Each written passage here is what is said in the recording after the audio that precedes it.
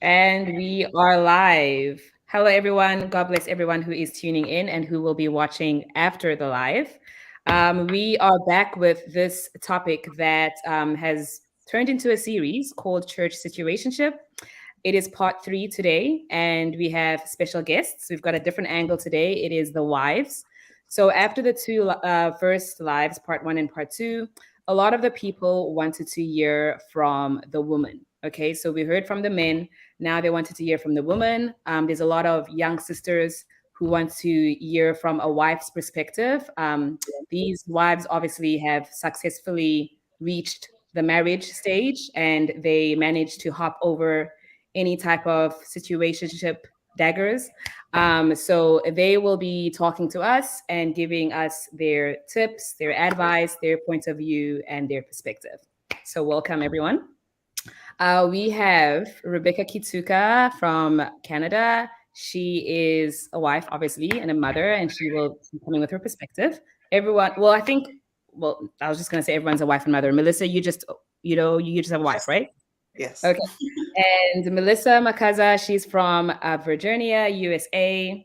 And Rebecca Underwood, she is from Florida, USA. And her husband, Joe Underwood. So Joe is here as a moderator. He'll be moderating us sisters, just in case we go off the word. No, I'm kidding. So yeah, we can start. We're gonna start off with the definition. We always want to start off with that. Does anyone want to give us a definition of situationship? Anyone? Joe, do you want to take this? Actually, let's give Rebecca. Let's let my wife kind of jump in here. I'm sure she's got great perspective for this definition. Okay. A situationship, I would say, is a situation that two people can be in where one may think that it's an actual relationship while the other one does not consider it to be an actual committed relationship. That's my Okay. definition of situationships. hmm Okay, great. So I'm going to add to that definition as well.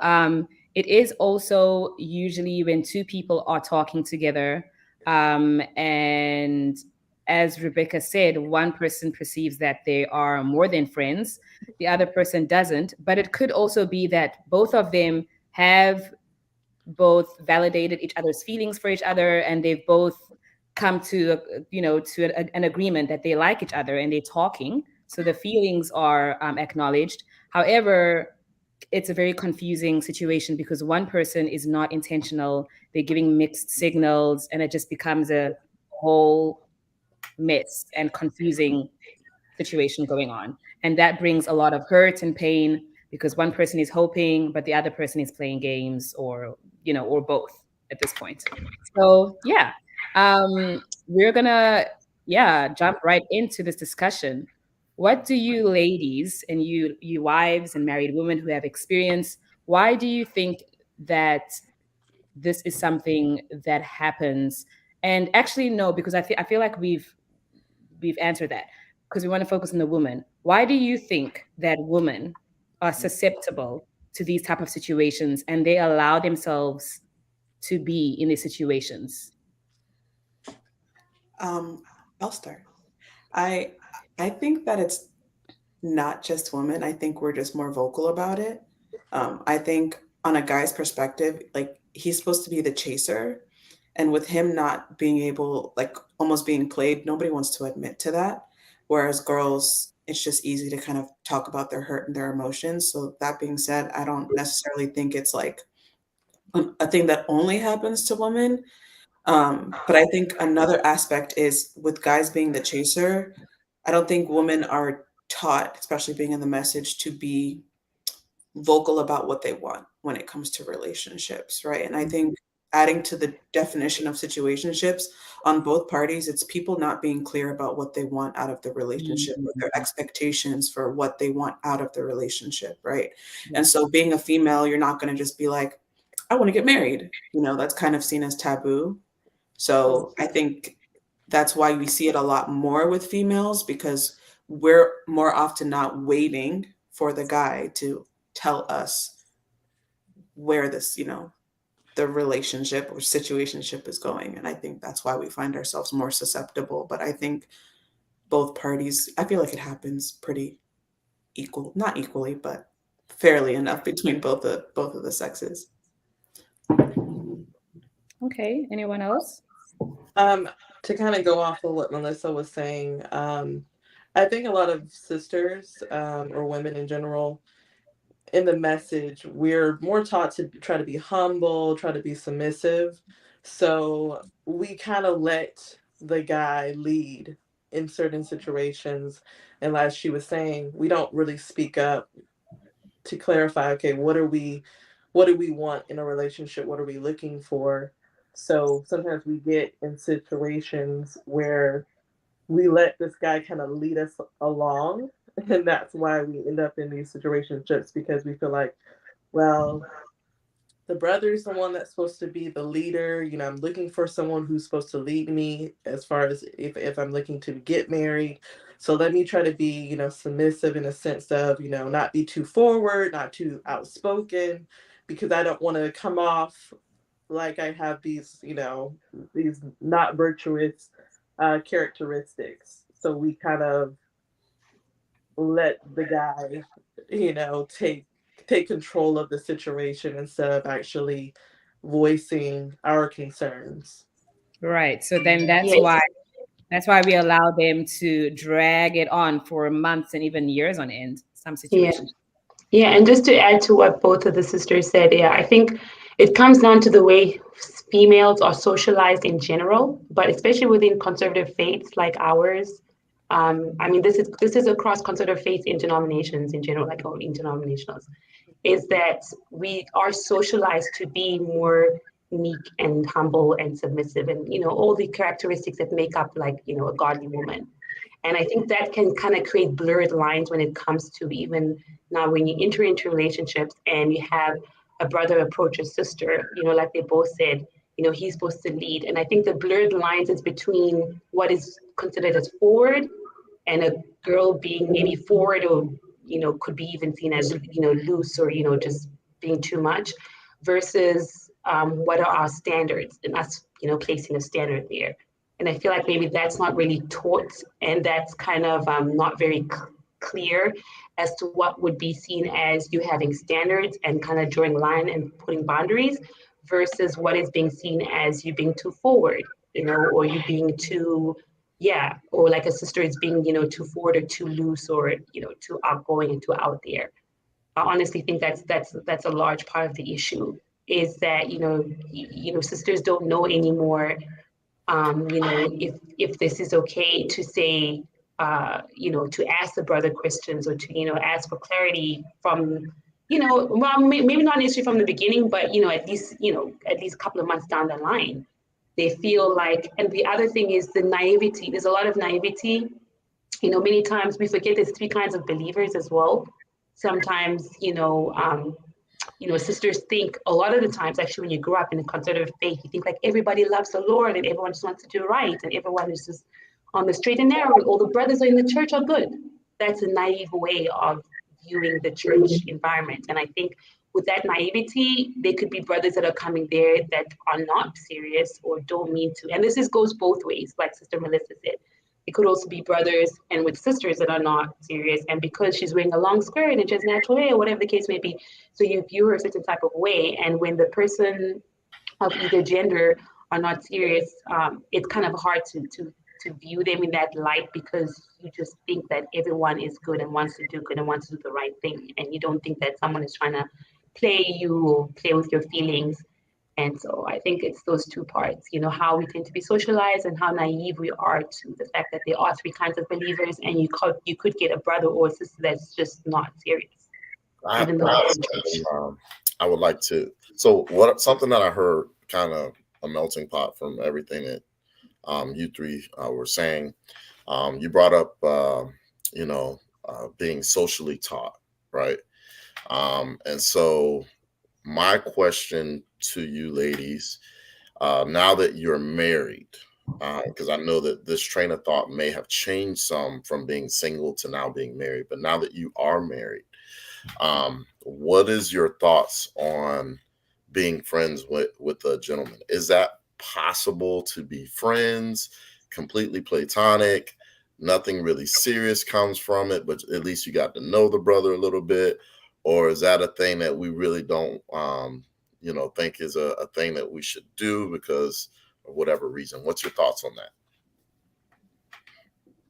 I don't know if we're going in an order, but I guess I'll go again. But um, I I don't know. You guys probably haven't seen it, but I consider myself to be like pretty extroverted and wanting to meet and talk to everyone. And I feel like that people like that can find themselves in trouble with not keep like setting boundaries with like being friends with everybody, right? Whereas for me, I'm just being nice to everybody, right? And I don't know if that's a pain point in the message, but um, any type of attention from the opposite sex can sometimes be interpreted as something more than it is. And Mhm. so as I got older, I think when I was younger, I probably wasn't as good as this, but as I got older and even now as married, I don't like my husband is my best friend. He's my only like really guy friend. And if I have other males that I talk to, it's pretty much in a setting where my husband is there in the church parking lot. Like there's no like texting or anything. And I think um, even for those not married, I think social media and like technology just makes it so easy to get caught up with people, right? Because before cell phones, if you wanted to talk to somebody, you're either like picking up a phone, going to their house, writing a letter, or doing something that's like a public way of Yeah. showing you have like a relationship with this person, right? And with everything being so private, like just texting, social media, Snapchat, whatever you form of communication, I think setting those boundaries between men and women is so important because just because you think you're strong, you just haven't met a devil that you know like that you haven't met a devil that like is your match basically, right? Mhm. So you just kind of have to be careful and not let s- the illusion of sin or even sin kind of creep in that way. That's my personal opinion, but that came from experience. So I really liked what you said. Just because you think you're strong, you haven't met a devil that has like that is your match. mm, That's a good one. Okay, Yeah, I anyone else? would say, me personally, I don't have guy friends. I've never like even I'm saying before I got married, I didn't really hang out with guys or talk to guys through texting or something. It just I feel like don't get me wrong, you can have friendships with people of the opposite sex, but I think the setting is what's key. Because usually when you were with someone and you become, when it becomes texting or you're hanging out with that person, just you two, it can be perceived as okay, there's something going on more than just, friendship. It's kind of going into a relationship path, and that's just how it is when it comes to, I guess, the message ranks. No one's really going to be like, oh, they're just friends. They're going to most likely think, okay, they like each other. That's just where our minds go. So I feel like personally, no, I'm not someone who tries to entertain having guy friends because I think it can lead to blurred lines, and you could end up in these situationships where you're thinking, okay, he's just a friend and maybe he actually likes you. So I just feel like if you are going to interact with someone, it needs to be in a setting. If you have a youth group or you have, there's choir practice or something like that where you can interact with, someone, like that's fine. But I just don't see texting and, hanging out with this person one on one. I just don't think that you should do it. I think it causes you will run into some sort of conflict at some point. Hmm. And that could be even with if that brother decides to actually start talking to another sister because you guys are just friends. Let's say you are just friends, and that brother decides to go talk to another sister. The sister might get jealous of this sister, and she's like, well, I'm just a friend. So in any way that you cut it, it's going to cause problems. So I just think it's best to keep those lines clear. Like, listen, we can hang out when we're with group, but just one on one or us texting, I just don't think it's the best thing to do. That's just my opinion, though. Some other people may be like, I have plenty of guy friends and nothing's ever happened, but just me personally, I think it can cause problems. So you're saying in general, besides the ones that have plenty of guy friends, that's the exceptions, I guess. You're saying in general that brothers and sisters really should only be friends in group settings. That's what I'm Yes, getting. Okay. that's my opinion. Okay. Rebecca? Well, I mean, Lily, you know how we grew up. Like, my dad didn't believe that guys and girls could be friends, and just platonic friends and from A to Z. You know, he felt like at some point in time, lines could be blurred. Now, I definitely agree with both the sisters that you can be friends, but I think it depends on the setting when it comes to, I mean, in this day and age, we kind of dealing with a different animal. We have social media. When we grew up, we didn't have social media, right? We didn't have social media to that extent. We didn't have the ease of interaction and communicating the way that the youth have it these days. And so I feel like we wouldn't even really understand the extent of just how dangerous it could be, how the friendship could be, how friendship could be between opposite genders. But if we had to even go back just to how we grew up and the way that we were friends, I mean, for us, it was mostly group settings. And I never ever had any guy friend at all that was, we cool like that, except if he was like a white guy because you knew that that was never going to ever go anywhere. That's the only time I was comfortable having a guy friend. Okay, that's If it was a white brother, we cool, like we, but obviously we won't hang out like one on one like that. But we can in a group setting, we can like talk and everything and hang out. I could be completely myself, completely comfortable because nothing would ever be misconstrued because it's just not going anywhere.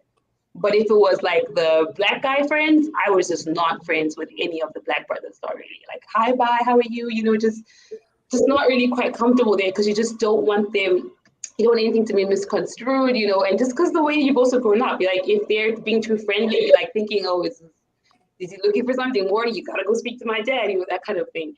And so, yeah, that's how it was for us. Now, in terms of even in marriage, like my spouses would not even let me have any brother friends at all. At all, not even, yeah.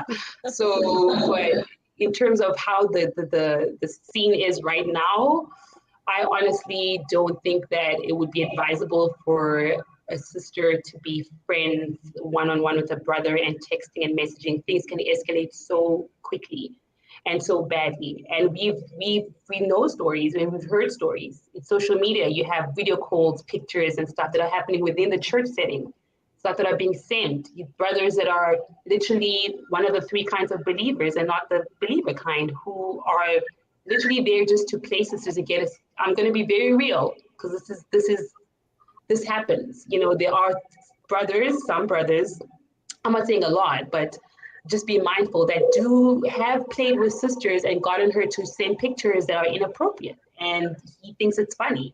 And he's done it to different sisters in different churches and things like that. And sisters get kind of trapped or caught up in that.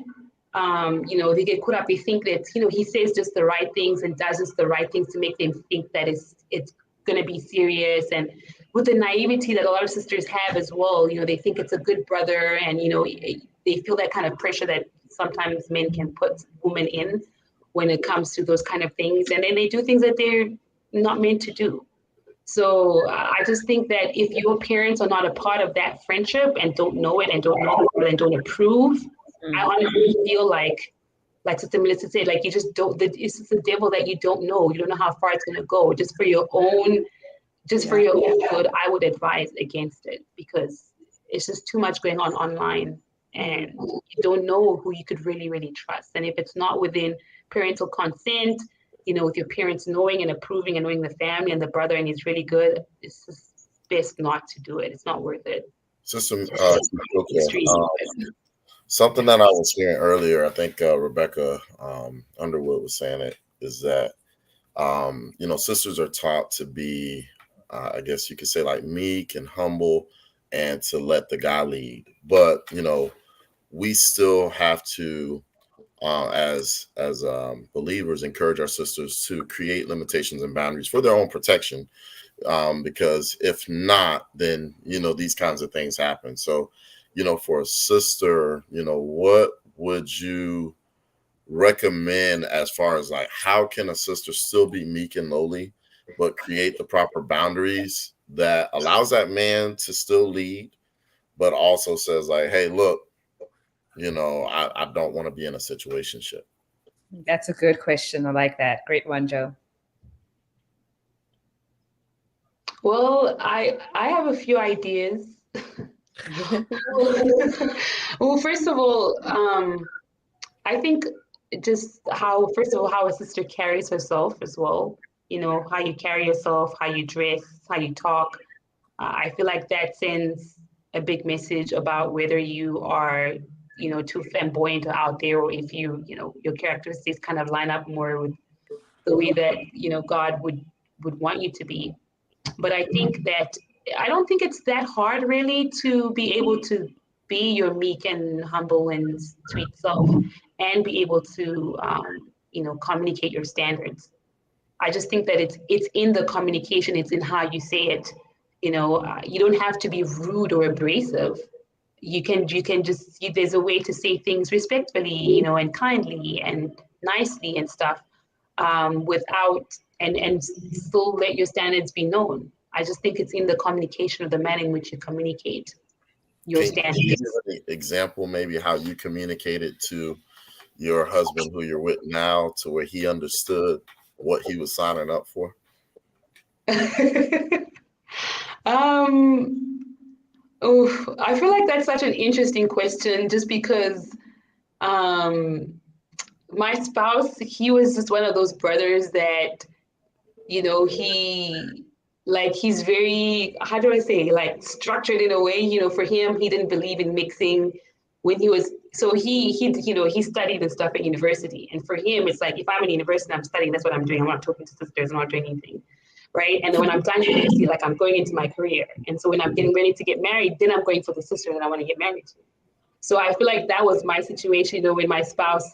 We were friends in that kind of like, okay, your mom knows and your dad knows, and he's asked permission if I can email you sometimes or talk to you, and if it's okay with your, the head of your home. That's what my husband had asked, if it's okay for us to be friends. And I said I'll ask my parents, and my mom said, and my dad was like, it's okay if it's once in a while. So that's what I told him, and he really respected that once in a while. Like I got an email or chat or something like once every 3 or 4 months.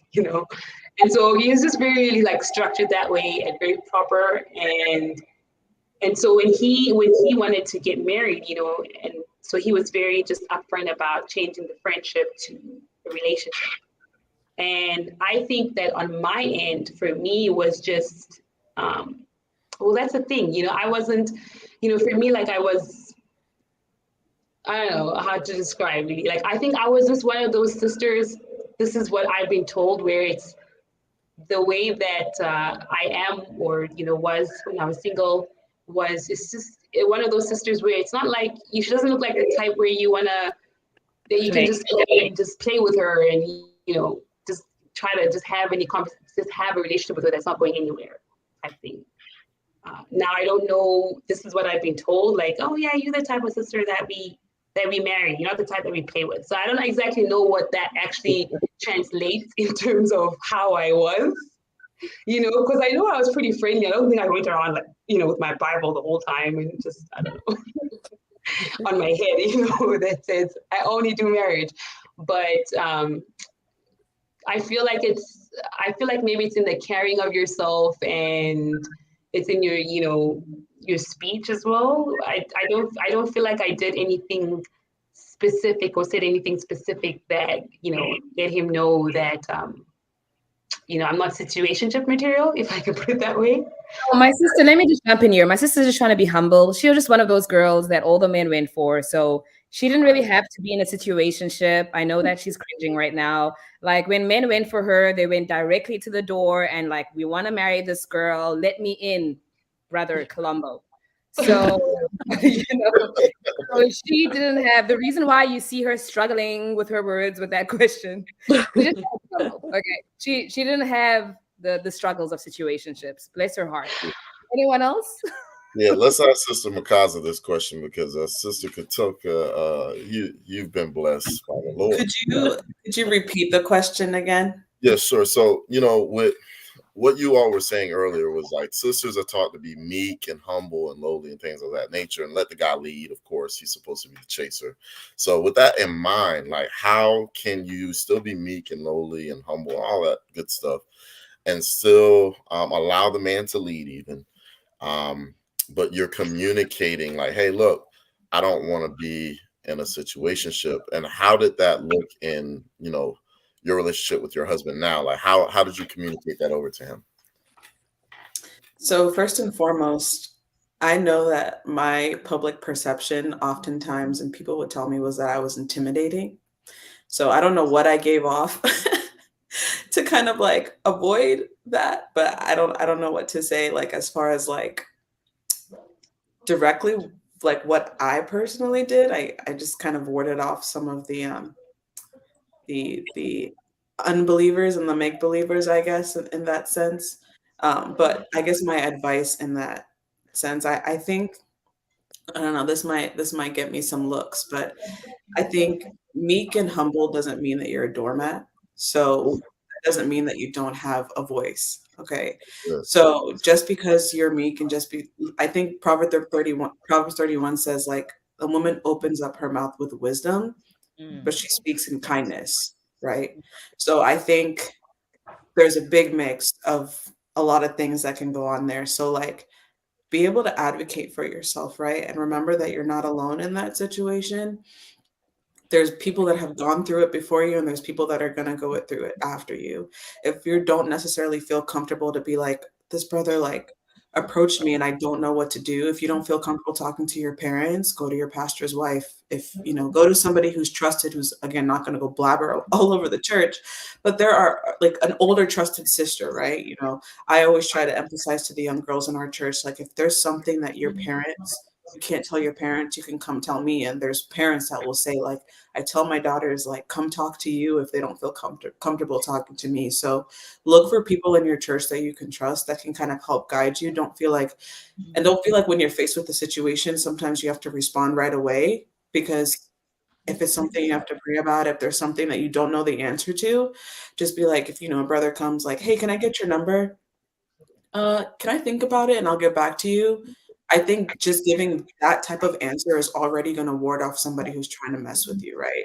Like, not to say that if you say yes right away, that it's different, but I think having some like, people in your corner, especially if you don't know what to do, having a voice is really important. Um, and not to confuse having a voice, as I said, your mouth with kindness. That's also an important thing too. I think a lot of women get a bad rep of like being too overt, and I think I've fell into that trap as well, being mean about it, as well too. So I think it's important just to find. Oh, sorry. So I think it's important to kind of find your balance there. But yeah, you like you have a voice, you can speak. If it's something you're not comfortable with, it's okay to say no.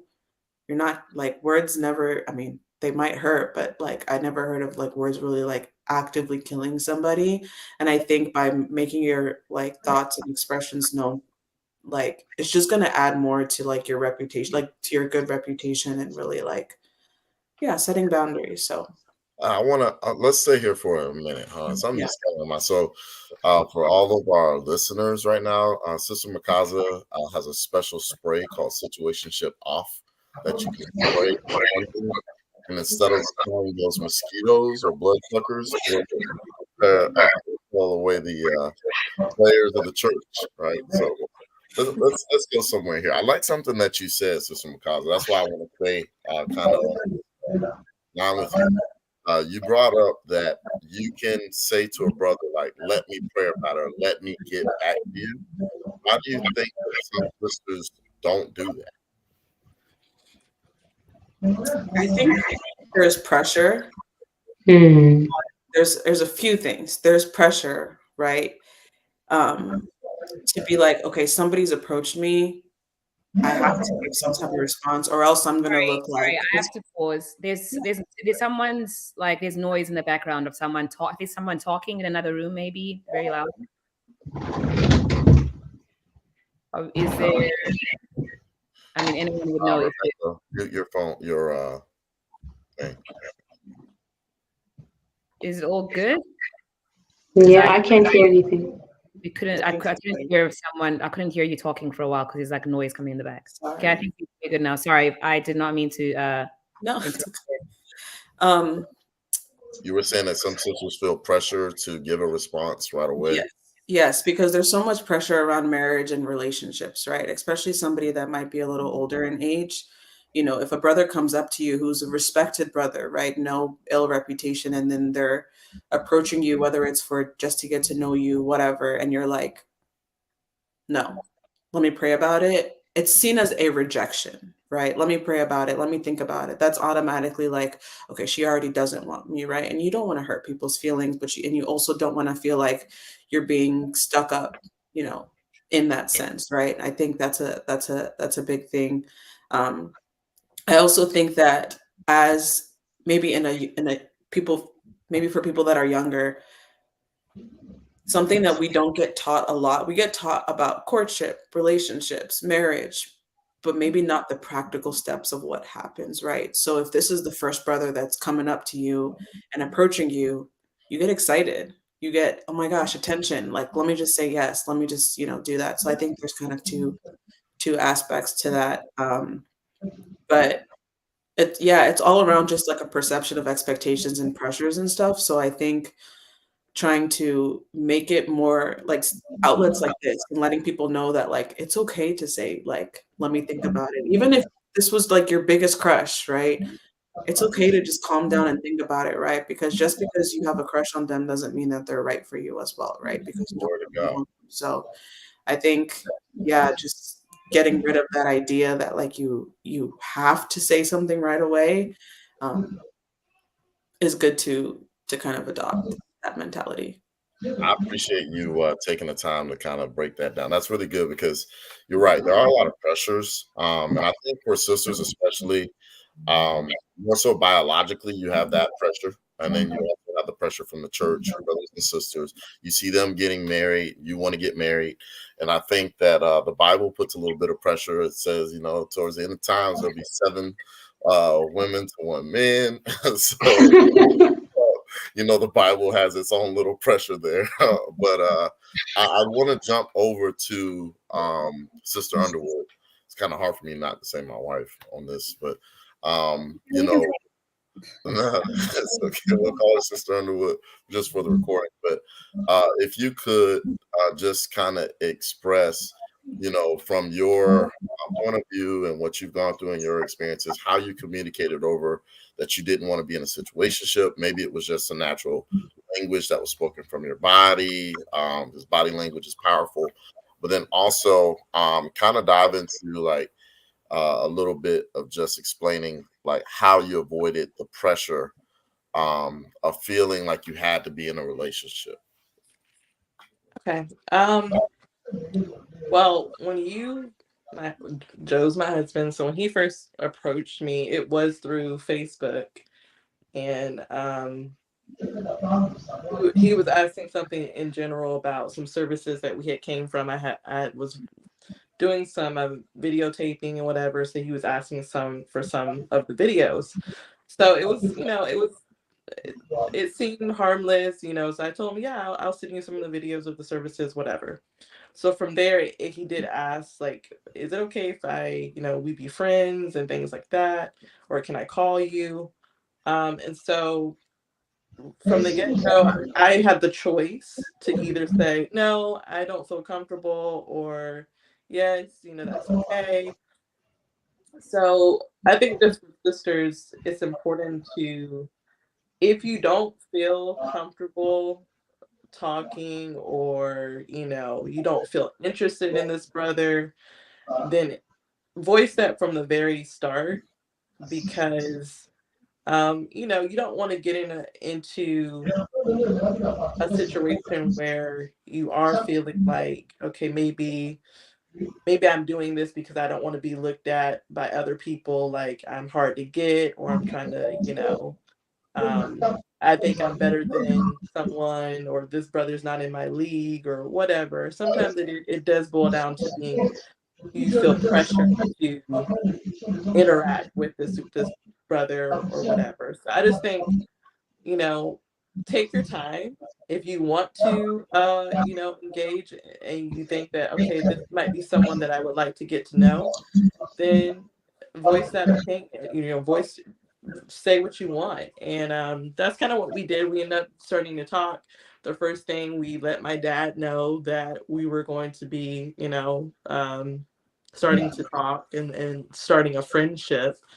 And then from there, it kind of involved into a relationship. And we knew, like, okay, this is what my intentions are. My husband made his intentions pretty clear that he liked me and wanted to get in a relationship. So I didn't really have to deal with a situationship, because again, I knew what I was getting into. And I think that's another key point, is know what you're getting into. If that brother is not making his intentions clear, then you either need to speak up and say, well, you know, what's the point of us talking, or what are we doing here? So that you don't end up kind of being like, well, it's 3 months later and I don't know if he's my boyfriend, or if we're courting, or if we're just dating, or if we're just friends. So it's just, you know, be able to, kind of like what Melissa was saying, sometimes we feel like, being, you know, meek and humble, we can't speak or say, you know, what we want in a relationship. And to me, it's like, that's how we get taken advantage of. You know, if you are not going to be able to speak for yourself, then you probably should not be getting into any sort of relationship, because you're not really mature enough to be able to handle it. So, like I said, for me, it was just, you know, I voiced what I wanted and we went from there. So it wasn't really, you know, a situation where I had to, per se, do anything besides be myself, I guess.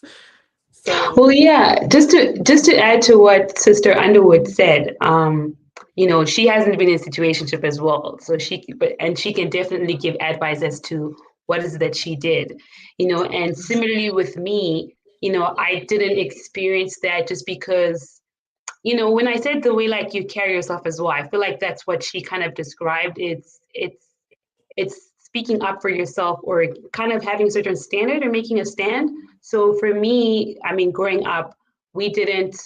I mean, I know I wouldn't go up and like speak to brothers or anything like that. So I think from the get go, maybe some brothers would look at you and be like, okay, she's not like so friendly with so many brothers, so maybe she's a type where, I can't just come at her anyhow, and if they had to come speak to me, I was either with my friends or with my family. And, I did have, like one or two brothers that would, come up to me and try to chat and everything else, like, and that were very interested. But, and it's not like I was cold or rude, not at all. I was friendly, but it was definitely in a type of way where, that, okay, like if you're trying to have a friendship with me or something like that, like, speak to my father. So they already know is everything's going to be in, on the up and up. It's going to be on Front Street. And it's not going to be like, behind the scenes, or like my mom likes to say, someone trying to come through the little window, where nobody can see him, and not through the front door, that type of thing. So, I think that sisters have to know that it is okay and it's completely acceptable. Don't have an attitude. No, nobody wants that. But it's okay and completely acceptable, to have a kind of stand, to be a lady, and have a stand. And and let a brother know that, I'm cool, I'm friendly, but there's a certain way that you got to pursue. And I think that sisters need to know that it's okay to be that way. In this day and age now, we're dealing with a different animal when it comes to social media and movies and so many ideas that society puts out there of how relationships should be like, that kind of get sometimes woven in and mixed in with, what we actually taught. And so we have to be realistic that in this day and age, maybe a brother slides into his sister's DMs and they're not saying like, is it okay if we're friends? To give the sister the opportunity to say like, oh no, let me pray about it. Sometimes it doesn't start that way. Many times it's just conversation. Hi, how are you? I'm so and so. I go to this church, and I saw blah blah blah. And conversation just starts from there. He doesn't even ask for any kind of permission. He's just smooth. He's just cool. And that conversation leads from one conversation to another conversation, another, and you guys are just chatting and talking, and here you find yourself 2 months down the line, you're still talking to this guy, and you have caught feelings without anything having been defined. So this person's not like, it's not even like the sister expected to find herself in a situationship. It's just the way the conversation went, how things flowed, with how the ease of social media and communicating. And they find themselves 2-3 months later, I like this guy, he's only speaking to me, I think, and yet he hasn't defined anything. And so they're trying to now backtrack almost, or they're kind of scrambling as to what do I say now? Because just the way the conversation went, it's almost like they don't really have an in to be able to put a label of this or ask any questions. And I think sisters have to realize that if they find themselves in that particular position, it is okay to change tack. It is okay to, be like, okay, so we've been speaking for 3 months now, and this is how I'm kind of feeling, and this guy's still speaking to me, but he hasn't defined anything. It's okay to say, to express that, to say like, oh, we've been speaking for such a long time, for however long it has been, and I wasn't expecting us to speak that long. We've been chatting. I didn't know that our friendship would go to this point. I kind of feel like, say whatever you want to say. I kind of feel like at this point in time, we need a I need to bring in my parents into this. They need to know about it, or this needs to be defined somehow. What is it what plan do you have for us? The last conversation when we had with the brothers, Brother Joe mentioned something very key. Have timestamps. So I feel like if any brother is speaking to a sister, and you guys are speaking regularly, 1 month, 2 months, 3 months, have those internal timestamps when you say, if any brother is speaking to me in a private capacity. When I say private, I mean any messaging apps or at church and stuff like that. I need to have a timestamp. If he's speaking to me at a certain time and I'm starting to feel something for him, or he's showing me a kind of interest, to my perspective, it looks like a particular kind of romantic interest. At a certain point in time, I need to be asking certain questions. And I think sisters mustn't be afraid to ask those questions. They have every right to. They have every right to, and they mustn't be played to feel like they're stuck and they can't, and because he has to be the one to lead and say something first. That's a mistake. Something that you just said, even with adding like the time limitations and the time stamps and things of that nature, I like all of that. I personally feel that we do need to bring back a little bit of sisters empowerment, in the sense of getting sisters together to talk to sisters. And what I mean by that is, I think that Sister Makaza, you made a statement, and it really alludes to a scripture that says, "Let the elder sisters teach the younger." When you make the statement that you can go to your pastor's wife, now, the pastor's wife is a great resource to go to. She's one of the elders in the church. But if you really look at in the Bible, when it says elders in some places, it's actually saying ministers, to mean like someone who has a leadership role, so to say, in the church. And I think that that role can be relatable in a sense that it doesn't have to be such a gap in age. I think that a 17-year-old sister could benefit from learning from maybe a 30-year-old sister who is married, who's gone through the steps, just like how we're having this platform. But I think it has to be encouraged, right? So like there has to be someone who can help endorse that this is a good source to go to. This is a good example to model after, and it is okay to speak with this person. So I will say that even this conversation that we're having, and I'm hoping that people will pick that up, that this is to me what all sisters need. I really like how you kind of you're touching on certain things, but I think that we have to empower our sisters to create a community within themselves, a safe place within themselves, to where you all can speak and share things. You know, our Sister Makaza shared tonight that in Proverbs 31, it says that a woman, you know, she opens her mouth with wisdom, but her speech is kind. And so when it says a woman opens her mouth with wisdom, she has to have someone she's speaking to. Mhm. And a lot of times we have the wisdom, or you sisters have the wisdom, but you're trying to be, as it was stated earlier from all three of you all, kind of like meek and humble. And so it kind of silences the voice.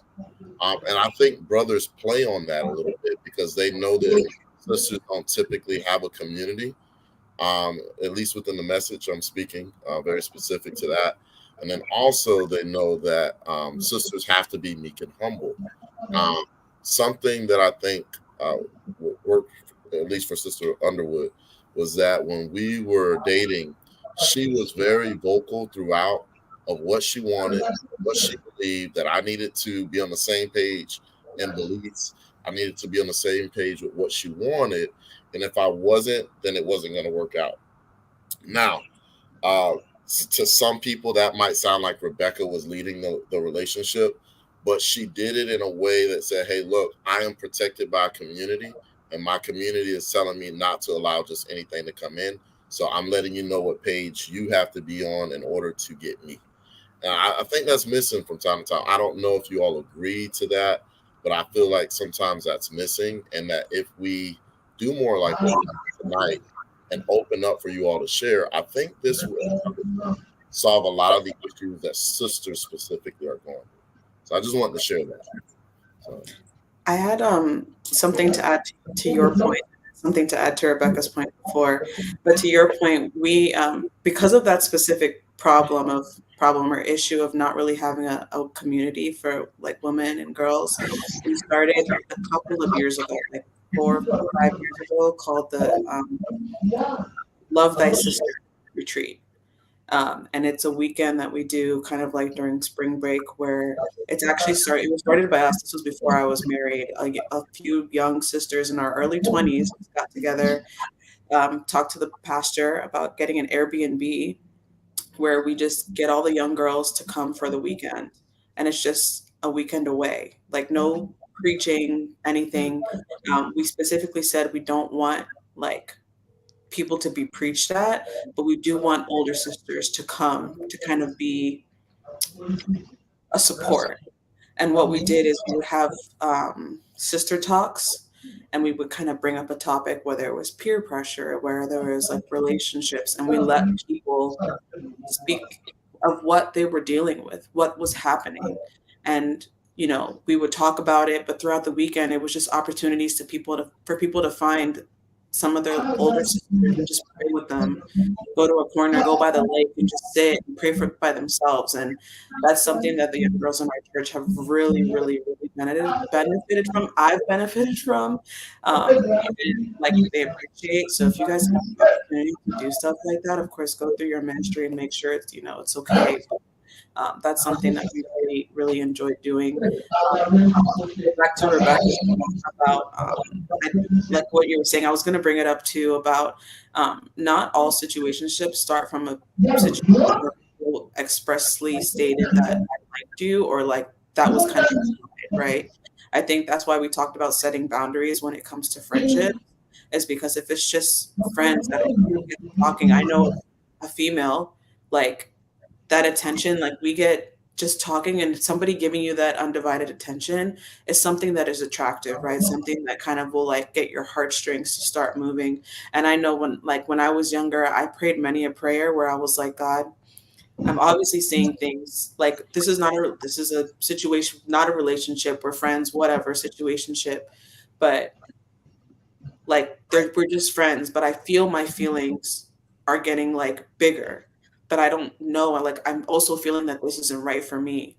But God, I know that in my own heart as a human, I don't want to let this go. It feels good to have somebody that you can talk to. It feels good to have somebody that's giving you undivided attention. So I said, God, what I need you to do is like show me something that will let me know that this isn't right for me, and then also remove my emotions because I can't do that. Like even if you were to show me the sign, I'll be like, okay, yeah, that was a sign, but I would try to find a way to kind of explain it away, right? So it was really important for me. I used to be like, when people say like, when you're looking for a spouse or, pray about it. I'm like, okay, yeah, pray about it. But like, that's not practical, right? But it is practical, right? Because God cares about everything in your life. So when it came to praying for God to remove my emotions away, He would do it and make it so clear for me to be able to have a voice and say like, hey, you know, this isn't really working for me. I didn't like that this happened, or I don't like that, you do this or that you said this. So I think we can, we should kind of like back off and kind of like either stop being friends or, like just cut things off basically, right? And in those situations, as hard as it was to kind of cut off something where they are your friend, because I had asked for God to remove the emotion from it, it made it very easy. I think Yeah, that's I love that. I love that. It's so important, to protect your heart and then bring God along with you on this journey. yeah. Rebecca, before you Sought talk, the Lord, pray. there is literally someone or a radio yelling in the background. Do you not hear that? Wait, maybe it's like, is that me? Yes, I think it's Wait, you. just wait. French. Est-ce que tu peux diminuer le volume? C'est trop fort, ça sort ici. It's okay. Now, while that's going on, Mr. Makazu, I appreciate you saying that. And if it's okay, because I'm not just a talker, but I'm a doer. If you could share the retreat information with us, and we'll post it in the comments on this video on YouTube for others who may want to attend. Just some brief info of like who to call, where it's at, and things of that nature, because I think sisters do need that, and I think it is very valuable. It's invaluable information, really, because you all sisters need that. Single, married, they need the community. Something that the prophet of God said is that preaching is great, because it goes with saving the soul. He says teaching, it places the believer. I'd go a step further to say that community keeps us in our sanity, because when we have a community of people, it builds our confidence. We know how to approach situations, but a lot of times when the teaching and the community is not there, then obviously we're going to wing it. And then we're kind of like, whatever I feel. When you said emotion, I can relate to that, because when me and Sister Rebecca were dating, I do Sister Rebecca Underwood. Underwood, yeah. I do remember that we had it was about 3.5 months, and my emotions were riding high with her. And, I just had to tell her how much I loved her, and she wasn't ready that stage. So it kind of hurt me a little bit when she told me she wasn't quite ready, or she didn't quite feel the same way at that time. But she was not riding high on her emotions. And sometimes it's hard not to get caught up in the emotions, especially when you see things are progressing well or going the way that you want it.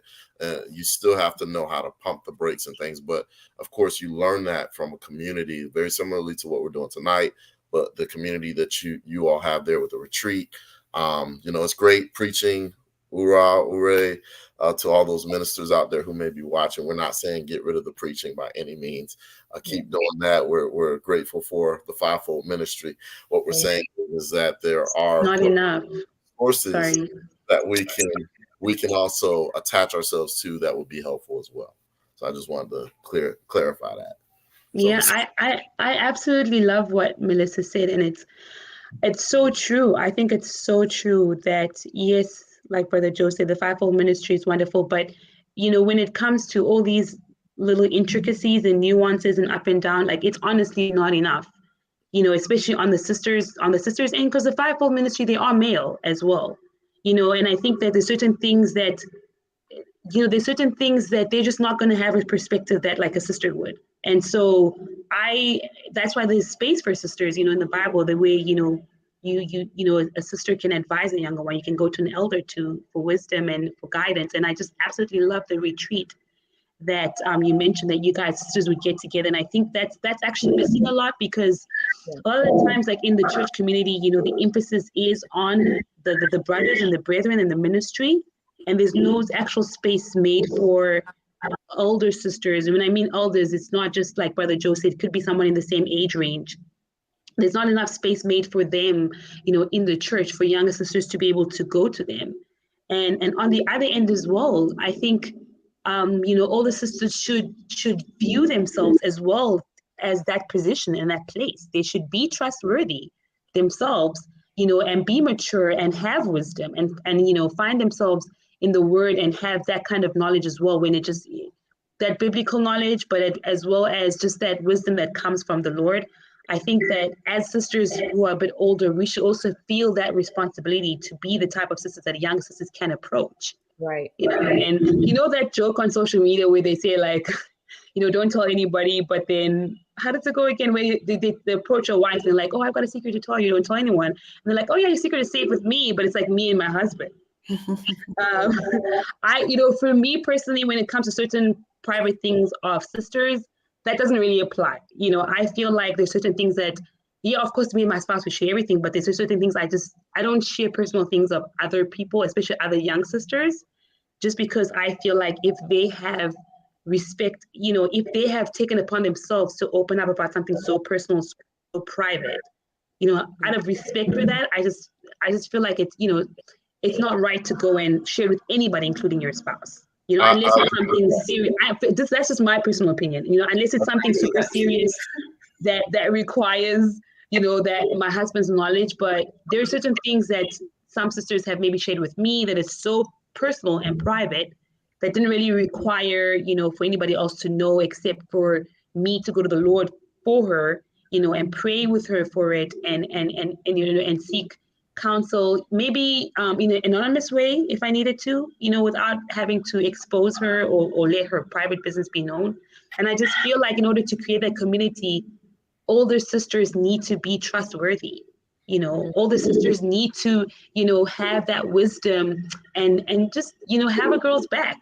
I just feel like so many times, sometimes sisters feel stuck because they don't feel like they have anybody they can trust. If they can't go to their parents, they feel like, too many people have the gift of gab. People don't keep stuff private. They have a bestie they share everything to. And, and me and my sister, we have a policy where even though we're sisters and we close, we don't share private things that are told to us. She has a lot of DMs and stuff that she gets told. I don't know any of that, and vice versa. And I feel like we need to build that mindset in our churches, where as sisters, as people need to be able to approach us and trust us with things so we can help them and give them wisdom and guidance, and we can keep it private and quiet. I'm going to say right now, so in case it comes up later, I 1000% agree with that. But not just from the sister's perspective, also for the brothers, because a lot of times if you're not careful, especially, with spiritual leadership, because a lot of times they want to be the fixer. When I was early in my marriage, my wife used to always tell me, I'm not telling you things so that you can fix it. I don't want you to respond at all. I'm telling you this so that you can listen. It's like a very hard thing, especially for men to do, is just to listen and not try to give an answer all the time. Because we want to fix everything. We want to fix our own house. It's like, no, hire the HVAC guy to fix the AC. No, honey, I can do it. I don't know what it is about that, but the same thing goes for like even your spiritual leaders. I think that they would even agree with this, that there's certain things that if you come to them one-on-one, like the pastor's wife, and you share something, the pastor's wife would keep it between you and her. Because sometimes when things get filtered too much to other sources, even though, like you said, it's a secret between me and my husband, that can find its way indirectly in the pulpit, or, in a place that you don't want your laundry or something aired. And that creates so much distrust. There you go. That actually is what can actually hurt a church. The pastor may not even know, but that's why you're not responding like you used to in worship. Absolutely. Or even the Absolutely. pastor might not know it, so and, we got to be. Sorry, Joe, not to cut you off, but I love the fact that you had said it doesn't necessarily have to be a pastor's wife, because there are some pastor's wives that are, I'm sorry, they're just, some of them are not. Sorry, how do I say this nicely? But maybe like the gift of the spouse. Say again? I said tread carefully. Carry on. Yeah, maybe like the gift of the husband doesn't really transfer to the wife or something like that. I don't know what is there, but there are some pastors' wives. Some of the church members don't feel comfortable going up to them, whether it's a pastor or assistant pastors or, or people in the ministry, because they know that wife to be too verbose. She talks about other people's things lightly in conversation, So if it can't be that, at least it can be a sister that's trustworthy, that's that you can see she's older, she's got more wisdom, she's married and stuff like that. And that's why I'm kind of putting, how do they that phrase goes, making a cry or calling out, how does it go, making a call out or whatever, for young but older sisters to be that, for other sisters. If you see that it's lacking, or if you see that it's needed, for you to become that person. Ideally, you do want to be able to go to your pastor and the pastor's wife, but Yeah. again, there's Ideally, in a perfect world, situationships. There are situations where it may not always be in your best interest to do so. And I'm not saying, because most pastors and pastors' wives, hopefully they're being mentored, and tutored even in their role, because the Holy Spirit is a God. That's great, but it's also good for them to learn from other senior pastors and things of that nature, so that they'll know how to handle these situations and things when they come up. But I just wanted you all to know that I do endorse what you were saying, Sister Rebecca, and the same thing for you, Sister Melissa. I wanted to be very clear on that. I mean, me being one of the ministers on here, I'll take the shots fired for that. thank you. On the contrary, I know we're dwelling on this a lot, but just also be careful, like you said, who you talk to. I think just because they're older, just because they're married, doesn't mean that they're a Mature. believer. As we said, we have 3 types of believers, and the advice, sometimes listening is exactly what you need. But I think a lot of people, even before I was married, right? A big reason why I kept my relationship very much a secret until I posted my engagement pictures on Instagram is because everybody has an opinion and not every opinion is good. So it's very important that if a guy has approached you and you're like, I don't know, like, okay, let me go talk to this elder sister because, they have a lot of daughters, I'm the only girl, I have a lot of brothers. Let me go talk to her. Maybe she's dealt with this. And then like now she's giving you advice that's just not biblical, has zero wisdom, and then you just go do it. I think it's important, again, to have that discernment, to pray about it, right? Don't just take the advice and be like, okay, that's what I need to do, right? Because it may not always work out for you. And especially with your friends, I think that's another propeller of situationships, right? It's just like, oh my gosh, like, yeah, he's super cute. You have to like, keep talking to that person when your heart's not necessarily super in it. And then you as a female may be the one who's like perpetuating the situationship, right? Listening to all these other people is kind of can also get you in trouble, right? So like we said, make sure, like, if you're comfortable with the minister, the pastor's wife being your number one, great. Parents number one, even better. But after that, just really, really, really, really have a lot of discernment in who you talk to, because those opinions, it's that pressure, right? Like it just will lead you in a direction, and you think that you're not listening to it, but it's going to marinate, right? It's going to be there. Like you hear it enough, it's going to start to influence your decisions. So just be careful with Sister that. Makaza, you said earlier prayer, and I think that was the same thing that was led on the first part of this with the brothers, was a prayer life will definitely help you navigate, try not to make too many decisions without being prayerful about it. So, Sister Lily, you're up. I think we're up on our time too. Yes, we are. I just wanted to add or reiterate. I did really like what Joe said.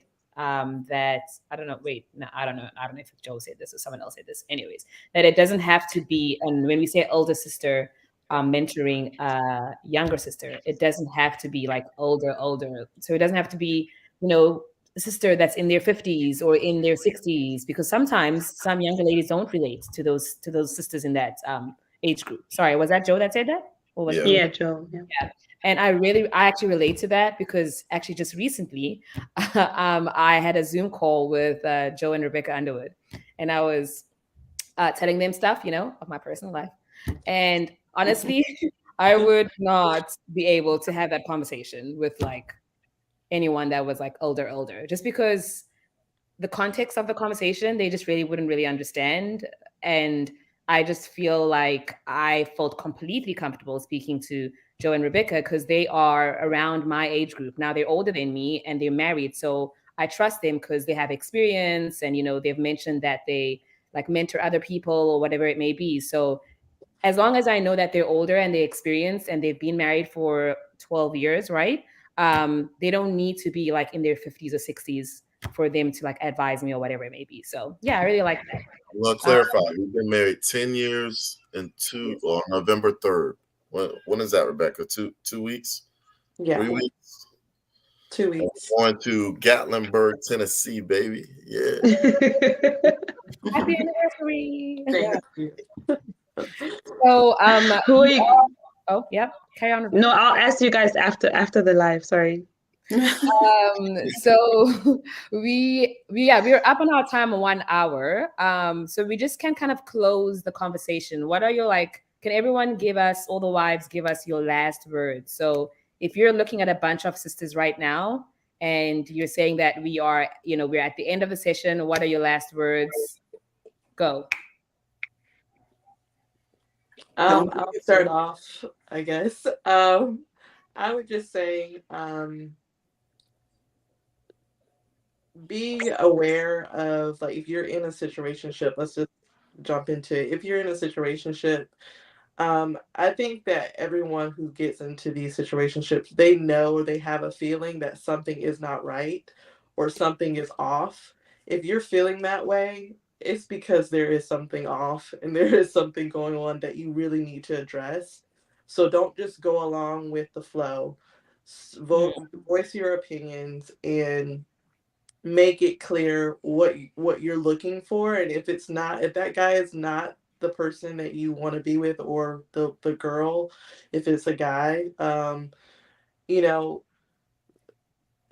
just get out of the situation. Like, remove yourself from the situation. God will bring you, someone else that, is the person that you're meant to be with. But make sure you speak up. Don't just let someone, drag you along, string you along. Especially if you're already seeing red flags, or you're seeing something, or you're feeling something in your spirit, because most likely, as Melissa was saying, something's going to come up where you're gonna feel like, I don't know, this is just not, I'm not liking how this is going. So trust that, as you, most likely it's the Holy Spirit or God trying to tell you. He's trying to, wake you up. So listen to those signs, and yeah, that's what my last comments. Okay, great. Yeah, I agree with sister Rebecca. Yeah, advocate for yourself. Don't be afraid to speak up. Don't get caught up with this. Oh, he's supposed to lead, and I'm supposed to be meek and lowly and submissive, and kind of blur the lines between having your standards and communicating those standards or your expectations versus how characteristics of a godly woman is supposed to be. So just don't be afraid to speak up. And if you find yourself swept into something, because like we were saying, some situationships don't start that way, like at a relationship intentionally, then don't be afraid to stop and take stock of what's going on and change tack and change the direction of the conversation if you feel that's what needs to happen. It's just, yeah, be fearless and invite God in your on your journey. Don't leave God out of the equation. Stay prayed up. This is for your own good. I know many times you hear about him like, oh, pray, pray, pray, and it's like ad nauseum, but it really is what it is. That you really need God in it, and you really need to pray about it, and that will help you a lot. Help you with your discernment in terms of who you can trust as well if you need, godly counsel. I agree with both of you guys. Try to bring another aspect. I think there's echoing. I'm going on mute. Okay, it's gone. So don't think that this cannot happen to you. That's a big thing. Don't think that you're stronger than the devil. Don't think that you can control something, because it will control you. Remember to set your boundaries. Remember that the biggest line of defense that you have is to just set your expectations clearly from the beginning, and set your, like, boundaries, whether it comes to friendships, whether it comes to relationships, whatever it may be. That's your biggest line of defense, and just make sure that you're always prayerful, as Rebecca said. Make sure you're prayerful. Include God, right? And if you don't know what to do, pray about it, because He will give you an answer. And then lastly, Love Thy Sister Retreat. We haven't had one since COVID time, but we are on Instagram, Love Thy Sister Retreat. And you can follow us there, because in a couple of months, I think we're going to be announcing our next retreat. So, Ooh, where is it going to be? Ooh, sounds good. that we're still getting the details hashed out. Okay. Because I think we're kind of like pivoting a little bit, maybe to make it like a little. We usually have it is kind of small, like around like 30-ish, 30 to 40 young people. So we're still figuring some things out. But yeah, probably Virginia, Maryland, like kind of that area where we are, because one of the guidelines is we do want it to kind of still be easy for our church members to be there. So listen, hold on before we go too far, Melissa. You forgot. Please get with Melissa's for $19.99. You can get your own aerosol bottle of Situationship off. All right.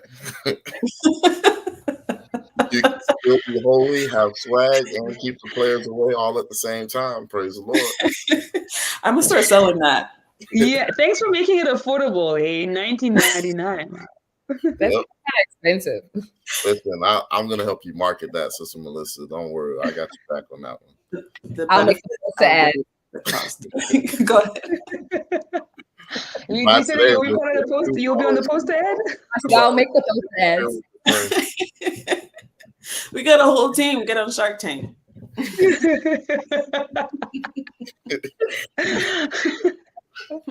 Oh my gosh. If it could be that easy just to like buy the spray and just like spray your situationship off and these brothers with it so that they can grow pimples and be ugly and not get girls. The rapture would happen tomorrow. It would be great.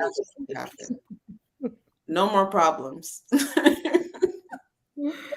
I got 99 problems, but my situationship ain't one. Amen. Anyways, guys, thank you so much. Or I should say ladies, thank you so much for everything. That was great. I know that there's a lot of ladies that are going to benefit from this. Like every single live that I do, there's a lot of people who are messaging in and just saying how it's really helped them. Actually, just recently, I shared this in the group. A sister said, thank you so much. One of the lives literally saved my life. I actually broke up with this guy that was dragging me through these months of situationships, and I braked it up right after watching the live. So so you never know who this is going to reach to. As we said, like a lot of sisters don't have a community, so this right here is going to help a lot of sisters that don't have this community, or they don't have that older sister to talk to. So thank you again. We appreciate your time, you wonderful and beautiful wives.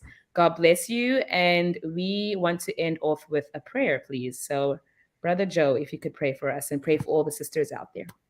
Sure. And brothers.